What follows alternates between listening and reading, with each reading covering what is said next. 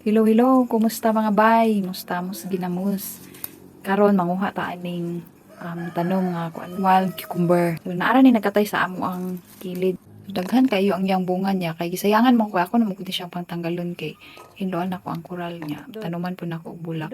So mo to nakahunaw na ako. I-try ka na ako magkaon ani nga tanom. Actually, first time na mo magkaon ani. Mo to say pangalan ni shout out sa kung ano nagakaon ani nga tanom. Please comment daw kung unsay pangalan ani sa inyo ha. Basta kay diri na nako ni sa Surigao Sur na kita. Ingon nila kani daw kay kanang pagkaon daw ni sa halas. Rambot na mukaon bakang halas sana murag dili na siguro. So kami na lang ang magkaon. Okay, let's prepare og sauce. So naghiwa ko og bombay para ibutang nato sa ginamos and butangan dahil nato siya og halang kay nasuka nga daghag sili. Yum yum yum yum yum. So let's eat na. First time na mo na excited kami ni Cry Cry.